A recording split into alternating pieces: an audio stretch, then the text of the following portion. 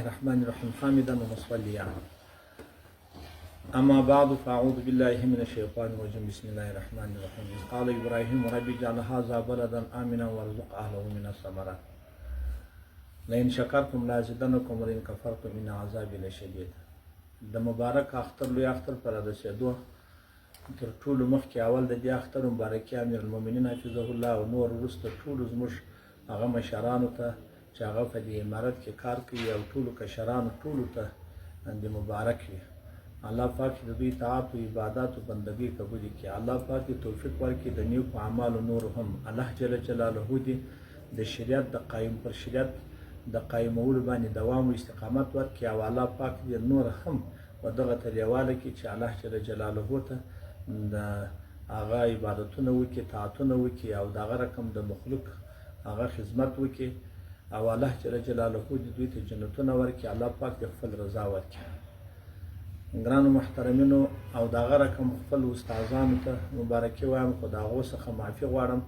هغه چې هر څه زموږ څه سوي د دوی څخه معافي غواړم. دوهم، زه ټولو شاګردانو انډیوالانو زما شاګردانو او انډیوالانو او دغه رقم عامو مسلمانانو هغه د افغانستان او هر ځای چې وي د افغانستان خلک هر ځای او بیا ټول مسلمانانو ته هغه د اختر مبارکي وایم او د دوی ټولو څخه معافي غواړم او زما د طرفه څخه ټولو ته معافي ده. هغه که زما شاګردان دي، که همزول دي، که عام انسانان دي، نو هغو ټولو ته زما د طرفه څخه معافي ده. ما خپل هغه ټوله هر څه چې دوی زما سره کړي وي، که څو پېښه سوي هم وي، هغه زما د خوا معافي ده. د دوی څخه معافي غواړم او الله پاک چې د دوی طاعت او عبادت قبول کړي، دوی ته مبارکي وایو. الله جل جلاله دې د اختر پر دوی او پر ټولو افغانستان پر ټولو مسلمانانو د خیر کې، هر مسلمان ته د الله پاک د خیر کې، څوک مسلمانان په خوشحاله وي، څوک مسلمانان خپله په دې کې وي د چا قربان پکښې وي. نو الله جل جلاله دې ستاسو ټول عبادات او طاعت او بندګي قبول کړي او الله پاک مو داخل د اجانو او غازیانو که او الله جل جلاله دې په ورځ د قیامت هغه جنتونه درکړي او الله پاک دې خپل رضا درکړي. ګرانو محترمینو، زموږ د طرفه څخه شاګردانو و عامو خلکو ته وایو او د انډیوالانو ته عوامو خلکو ته چې تاسو باور وکړئ تر 30 ګروپه پورې تقریبا زموږ سره څخه دي. هر ګروپ د بل ګروپانو سره حساب کې دي ښه ډېر زرګونه انسانان کېږي. دا اوس هر یو ولاړ سوي دي. هغه جلا جلا چې زما سره جلا لمبرونه هم دي، هم هغه 300 350 400 جلا بیا ګروپانو ما سره لمبرونه را سره دي او چې نور داسې د دوی سره چې ما لمبرونه لیکلي داسې بیا چې ما نه دي لیکلي د دوی سره ډېر نور لمبرونه شته.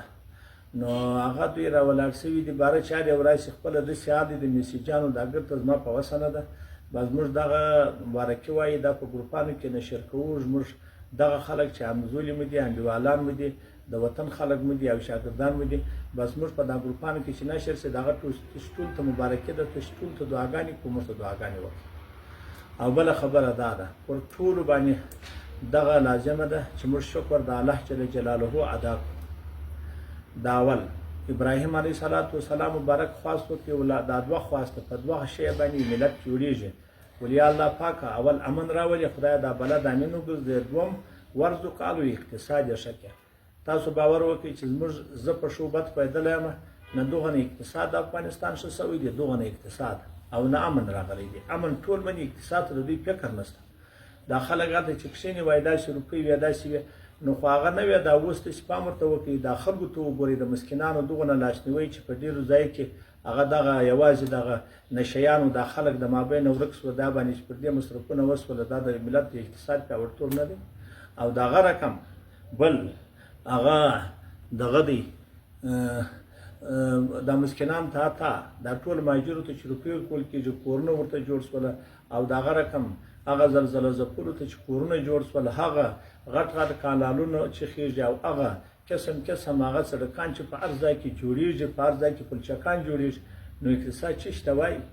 او دغه رقم هغه د یتیمانو د شهیدانو دغه رقم کارکنان دا دونه علماو دا خلک چې په دې کې دي. نو ګرانو محترمینو دا اقتصاد هم تر نور ښه دی. نو د الله الله پاک ښه کې امن هم راغلی دی. دا دوه شان چې هغه د ملت د جوړېدو دپاره غټ شی دی، ملت په دا دوه جوړېږي. هغه دواړه الحمدلله زموږ په وطن کې شته. تر دغه دمه الله پاک ډېر پیاوړي کړي. نو ګرانو محترمینو، تر دغه وروسته دا ټول خلکو ته دا وایم زموږ د طرفه څخه دا ورته وایي چې شکر د الله سری آیات ته چې ورته ګورې ان شکرتم که تاسو د نعمت شکر وایه دا غټ نعمت دی چې الله پاک موږ ته دا راکړي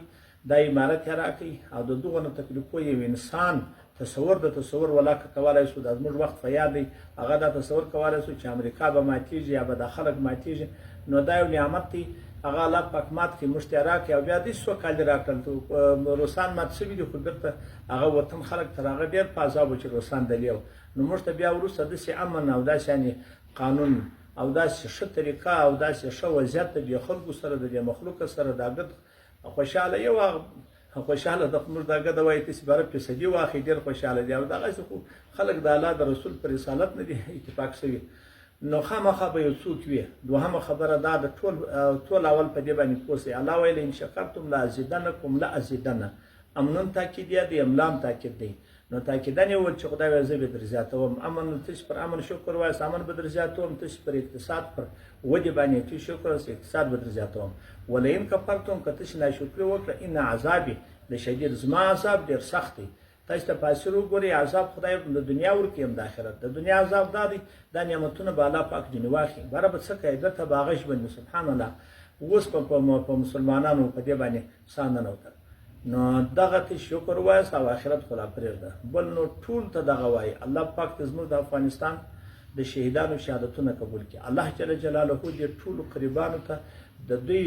هغه د تکلیفو په وجه دوی ته هم ټول ته جنتونه ورکړي الله جل جلاله دې هغه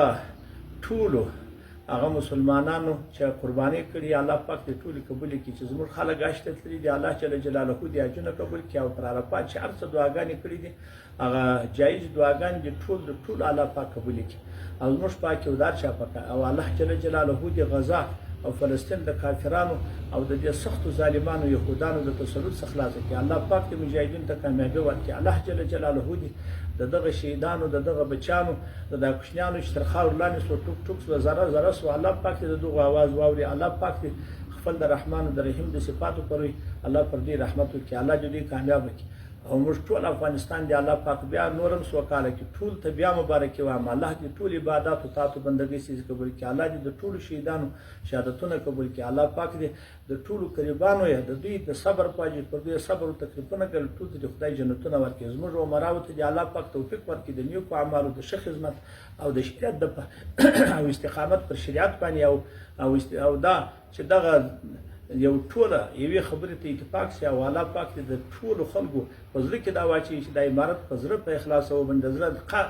قطع نظر د لالچ څخه چې دا ماته شی راکوي وظیفه راکوي یا پلان الله دې داسې وخت راولي چې ټولو په یوه خوله پر عمارت باندې ټول ولاړ انشاءالله پر ولاړ دې دا ماسې یو دعا کوو چې نور هم بهبود راشي او داسې پر ماسې شي باندې کوم د سرې خانه به دی الله پاک مو کامیاب وساته موږ ټولو ته هغه د دعا درخواست دی چې ماته دعا وکړي السلام علیکم ورحمة الله وبرکاته